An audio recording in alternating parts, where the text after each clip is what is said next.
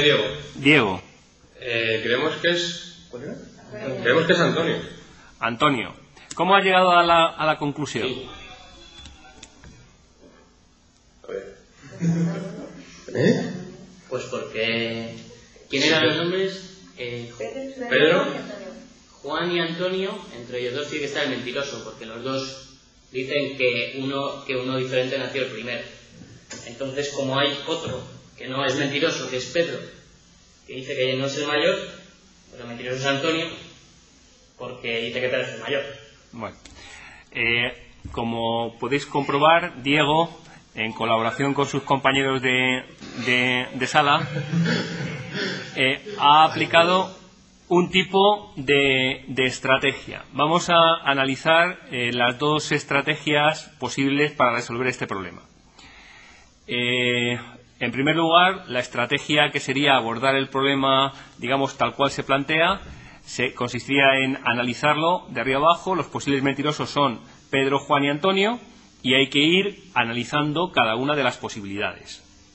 Y entonces, bueno, pues empezamos pensando si Pedro es el mentiroso, entonces es el mayor, en ese caso Juan habría mentido, lo cual no es posible porque solo hay un mentiroso, y se van analizando los distintos casos. Si Juan es el mentiroso, entonces Pedro no es el mayor, pero entonces Antonio también miente, así que esta solución tampoco vale, y la única posibilidad es que sea Antonio, como ha comentado Diego, el mentiroso. La estrategia que ha empleado el grupo de la Complutense, pues consiste en ir de otra manera. La segunda estrategia, ¿en qué consiste? Pues se trata de observar en principio y entender bien lo que dice cada uno de los trillizos y relacionar lo que dice cada uno con lo que dicen los demás. En este sentido, como Juan y Antonio dicen cosas contradictorias, uno de los dos tiene que mentir. Pedro y Antonio dicen cosas contradictorias, uno de ellos miente. En consecuencia, el mentiroso es Antonio. Lo que dice Juan es la verdad y, por tanto, Antonio es el mayor. Como veis, uno de los dos, para este tipo de problemas, una de las dos estrategias que conducen a la solución es más sencilla o más directa que la otra. Bueno, pues estamos estableciendo las pautas y problemas que os convenzan de cómo funciona este tipo de técnicas. Luego iremos a la técnica en sí. Me gustaría que alguien de la Universidad Carlos III respondiese a este nuevo problema. 3 amigos tienen 21 botes de Coca-Cola, 7 llenos, 7 vacíos y 7 llenos hasta la mitad exactamente. La cuestión es, ¿cómo deben repartirse los botes para que los 3 se lleven el mismo número de botes y la misma cantidad de Coca-Cola? Teniendo en cuenta que entre las restricciones explícitas del problema está el que no se puede trasvasar Coca-Cola de un bote a otro. El problema es sencillo, o sea que no tiene tampoco mayor dificultad. ¿Alguien de la Carlos III?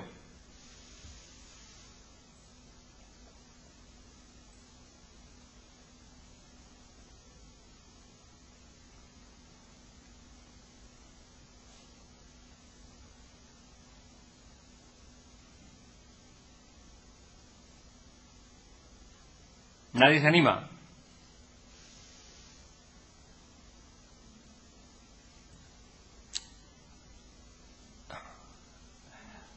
Universidad Rey Juan Carlos. Sí. Di tu nombre, por favor. Sí. Rebeca. Pues se tendrían que llevar 3,5 cada uno. Bueno, uno se tendría que llevar 3 enteras y media más, otro otras 3 enteras y otra media, y luego quedarían, pues eso, lo que está ahí. Muy bien. Bueno, pues en este caso el ejercicio pues será básicamente de tener en cuenta el número de botellas, la cantidad de Coca-Cola y ser en principio consciente de cuál era la cantidad de botellas y la cantidad de Coca-Cola que se tenía que llevar cada uno. Relacionando esas dos cuestiones, la única solución posible es la que ha apuntado vuestra compañera.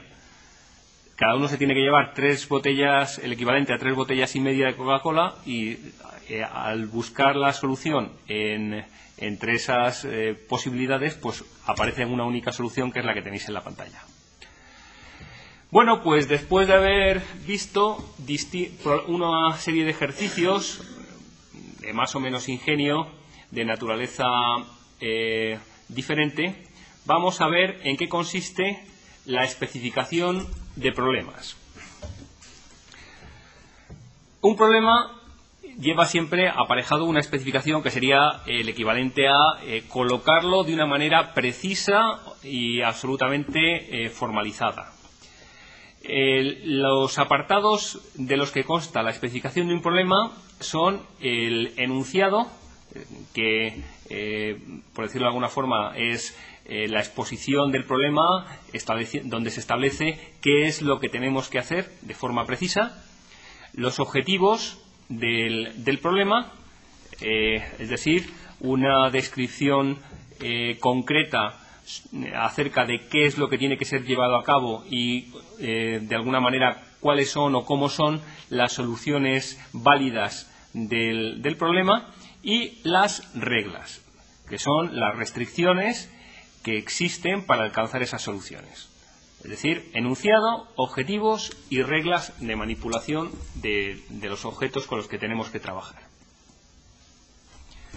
Así pues, teniendo en cuenta la primera descripción que hemos dado, un algoritmo se puede entender como un método genérico por pasos cuya ejecución conduce a la resolución de un problema. Si cabe, esta definición se puede matizar y se puede dar una definición quizás un poco más general, que sería la descripción, siempre poniendo el énfasis en la palabra precisa, de la forma de llevar a cabo una tarea o proceso. En este sentido, si se trata de hacer un pastel, pues el algoritmo sería la receta precisa. El algoritmo siempre tiene una entrada, una salida, y entre medias hay una serie de operaciones que hay que realizar. En este caso, la entrada del algoritmo, si la tarea consiste en hacer un pastel, serían los ingredientes, pues el azúcar, la harina, etcétera. La salida sería el pastel, y entre medias estaría digamos, los pasos de los que